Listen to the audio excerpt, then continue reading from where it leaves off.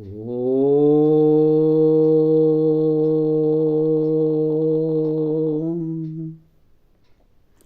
ಮುದ್ದು ರಾಮ ಮಂಜರಿ. ನಿನ್ನೆ ಆ ಪ್ರಕರಣ ಮೌಲ್ಯವೆಂದರೆ ಹಿರಿಮೆ, ಈ ಪ್ರಕರಣದ ಒಂದು ಕೊನೆಯ ಚೌಪದಿಯನ್ನು ನಾನು ಓದ್ತಾ ಇದ್ದೆ. ಕಾಯಲಿಲ್ಲವೇ ಶಬರಿ ರಾಮ ದರುಶನಕ್ಕಾಗಿ, ಭರತ ಕಾದನು ವರುಷ ಹೊತ್ತು ಪಾದುಕೆಯನು, ಜನುಮ ಜನುಮದ ಭಕುತ ರಾಮ ಕಿಂಕರ ಹನುಮ, ನಂಬಿಕೆಯ ಸಂಗಾತಿ ಮುದ್ದು ರಾಮ. ಎಷ್ಟು ಸುಂದರ ಅಲ್ಲ? ಇದು ನನಗೆ ಭಾಳ ಆಶ್ಚರ್ಯ ಅನ್ನಿಸ್ತದೆ. ಯಾಕಂದ್ರೆ ಇದು ನಿನ್ನೆ ಇದ್ರ ಹಿಂದಿಂದು ಕೃಷ್ಣಾವತಾರ, ಈಗಿಂದು ರಾಮಾವತಾರ. ಶಬರಿ ಆಕೆ ರಾಮ್ ಬರ್ತಾನೆ ಅಂತ ಕಾಯ್ಕೋತಾ ಇದ್ದಿದ್ದಿಲ್ಲ. ಎಷ್ಟು ಸುಂದರವಾದಂಥ ಒಂದು ಕಥಾ. ಭರತ ತನ್ನ ತಲೆ ಮೇಲೆ ರಾಮನ ಪಾದುಕೆಗಳನ್ನು ಹೊತ್ತು, ಪಾದುಕೆಗಳೇ ರಾಜ್ಯವನ್ನು ಆಳ್ತಾವ, ನಾನು ಆಳ್ತಾ ಇಲ್ಲ ಅಂಥೇಳಿ ಅದರ ಇದು ಆಗಿದೆ. ಇನ್ನು ಹನುಮಂತ ರಾಮನ ಶಿಷ್ಯ, ರಾಮನ ಭಕ್ತ, ಇವರೆಲ್ಲರೂ ಅದ್ಭುತವಾದ ಒಂದು ನಂಬಿಕೆಯ ಭಕ್ತಿಯನ್ನು ಇಟ್ಟುಕೊಂಡಂಥವ್ರು ಅಂತ ಹೇಳ್ತಾರೆ. ನಂಬಿಕೆಯ ಸಂಗಾತಿ ಅಂತ ಹೇಳ್ತಾರೆ. ಈಗ ನಾವು ಸಾಕ್ತಾ ಇದ್ದೇವೆ ಮುಂದಿನ 10ನೆಯ ಪ್ರಕರಣ. ಏನಪ್ಪ ಶಿರೋನಾಮೆ ಇದರದು?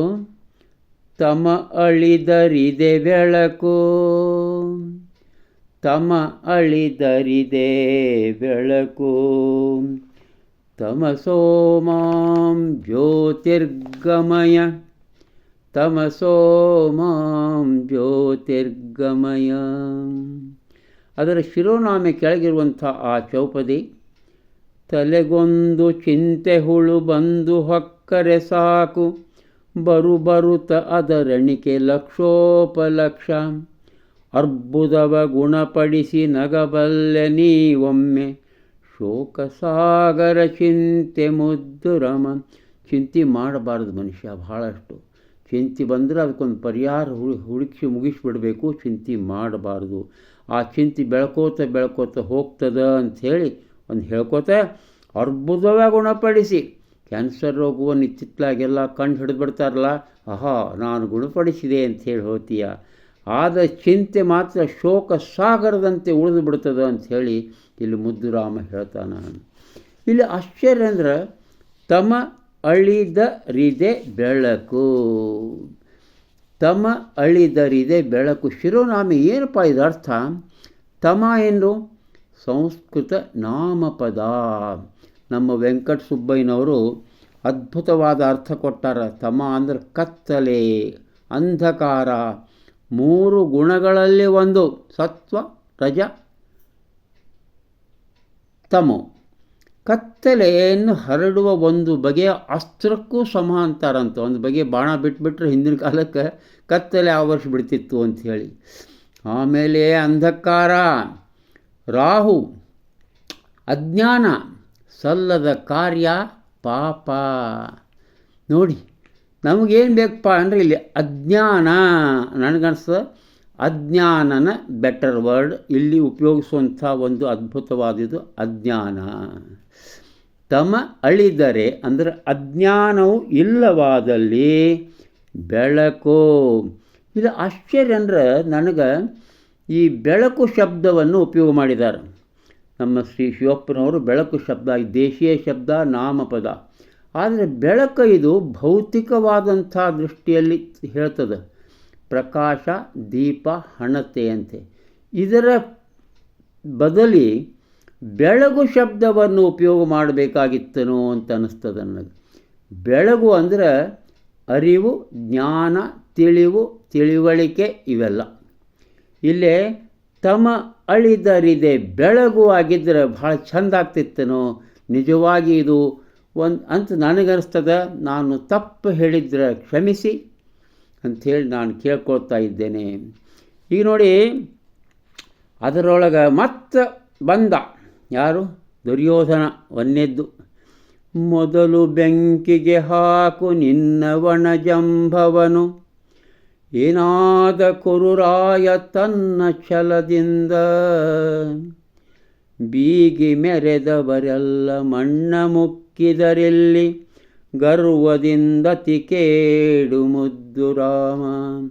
ಗರ್ವ ಮಾಡಬಾರ್ದು, ಬೀಗಬಾರ್ದು, ಜಂಭ ಮಾಡಬಾರ್ದು. ಕುರುರಾಯನ್ನು ಉದಾಹರಣೆಯನ್ನು ಕೊಡ್ತದೆ ಈ ವನ್ಯ ಮುಕ್ತ. ಅದನ್ನೇ ಮುಂದೆ ಕಂಟಿನ್ಯೂ ಮಾಡ್ತಾರೆ. ಮತ್ತೊಂದು 3-4 ವ್ಯಕ್ತಿಗಳ ಒಂದು ಇದು ಏನು, ಆ ವ್ಯಕ್ತಿಯ ಪಾತ್ರಗಳ ಒಂದು ಚೌಪದಿ ಇಲ್ಲಿ ಉಂಟು ನೋಡಿ. ಅವರು ಅಹಂಕಾರದಿಂದ ಮೆರೆದರು, ಕೆಟ್ಟ ಗುಣಗಳಿಂದ ಮೆರೆದರು.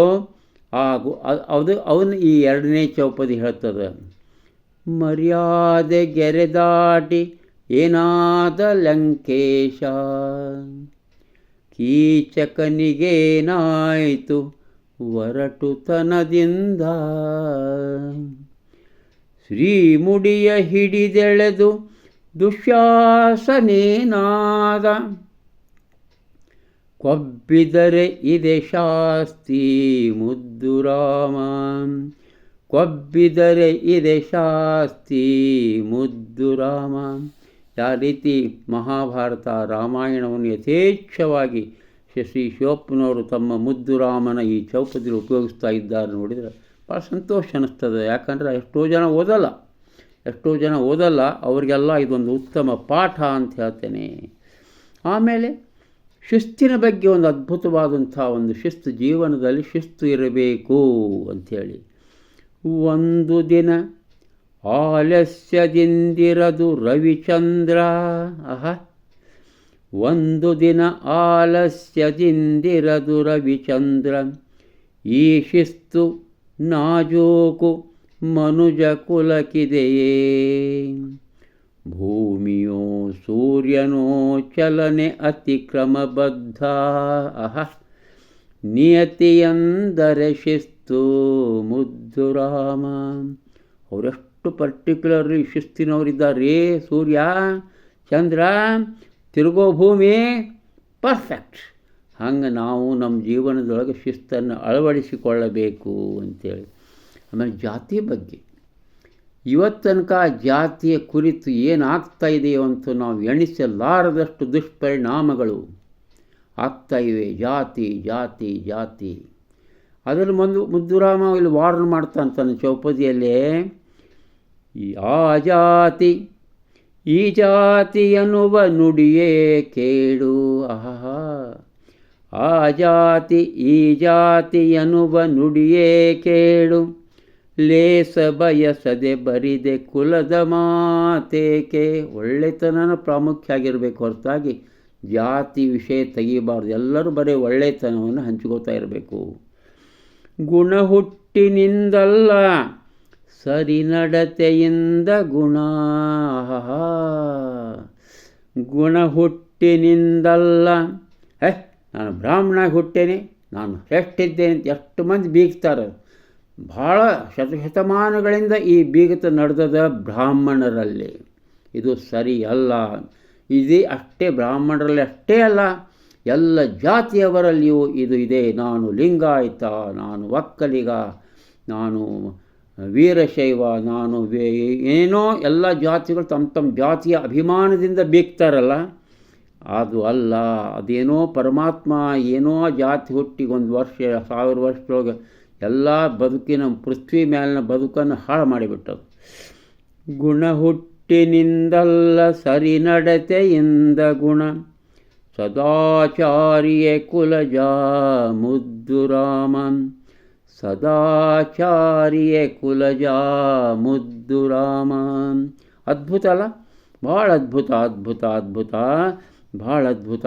ಈ ರೀತಿ ಒಂದು ಉತ್ತಮವಾದಂಥ ಒಂದು ಚಿಂತೆಗಳು ಮನುಷ್ಯಗೆ ಬೆನ್ನು ಹತ್ತಾವೆ ನೋಡಿ. ಚಿಂತೆಗಳು ಬಂಜೆಯಾದರೆ ಚಿಂತೆ, ಕಂದನಾದರೂ ಚಿಂತೆ, ಸಂಜೆಯಾದರೂ ಚಿಂತೆ, ಉದಿಸಿದರೂ ಚಿಂತೆ, ತನುಜೆಯಾದರೂ ಚಿಂತೆ, ತನುಜನಾದರೂ ಚಿಂತೆ, ನಂಜು ಈ ಪರಿಚಿಂತೆ ಮುದ್ದು ರಾಮ.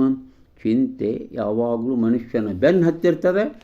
ಅದನ್ನು ನಾವು ಪರಿಹಾರ ಮಾಡ್ಕೋಬೇಕು ಅಂತ ಹೇಳ್ತೀವಿ. ಮತ್ತೆ ನಾಳೆ ಮುಂದುವರಿತದೆ. ನಮಸ್ಕಾರ.